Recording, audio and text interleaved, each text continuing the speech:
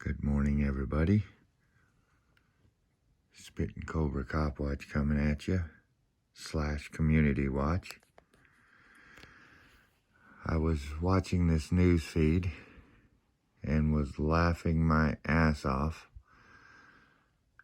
because it made me wonder how many other departments this happens at across the country. And we try to warn when the officers are out there giving cop watchers directives on staying out of the road, don't get into the roadway, stay out of the driveway, don't get hit by vehicles, and all that good stuff. Then we tell them, don't sleep with your partner's wife, don't sleep with your partner, don't beat up your spouse, don't kick your dog. There's a reason why we say that. And when I was watching this video, that's just what came to mind. This is why we say what we say. The cops put it off as, oh, they're just being silly, but here's the proof, folks.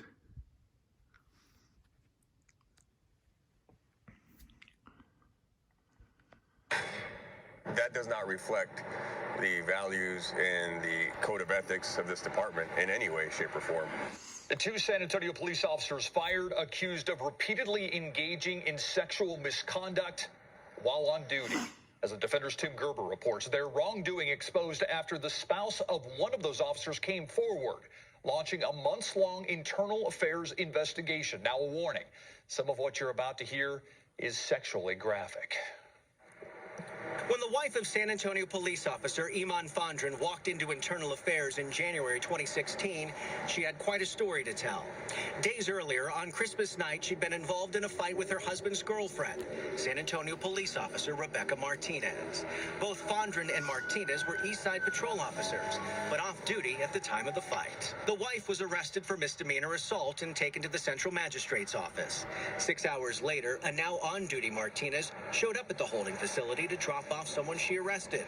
According to Fondren's wife and 7 other women in custody that morning, she was not discreet about it at all. Martinez time and again stood outside the wife's holding cell. Pointing fingers and stuff like that. Just harassing her. Discipline records also show Martinez used her patrol laptop to twice run a records check on Fondren's wife.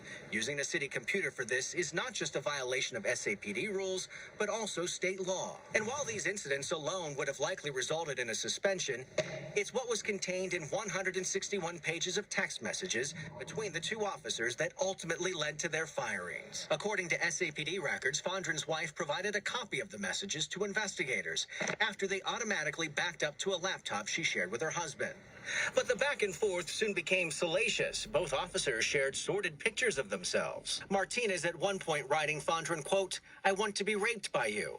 Fondren questioning her choice of words since he had just taken a call for a 14-year-old who was sexually assaulted. Investigators believe they also conspired to have sex on duty. Fondren texting, quote, "I'm sure it will happen." He later instructs Martinez how to freeze the GPS on her patrol vehicle. October 17th, 2015.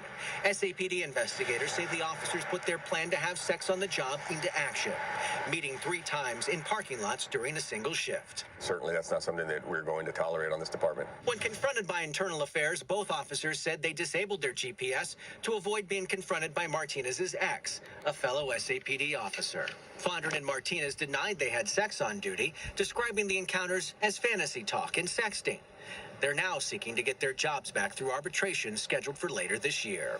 For the Defenders, Tim Gerber, KSAT 12 News. Fondren and his wife divorced in late October last year, 6 months after he and Martinez were fired.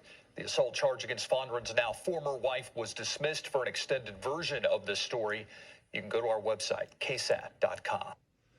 The bitch is, they'll probably get their fucking jobs back.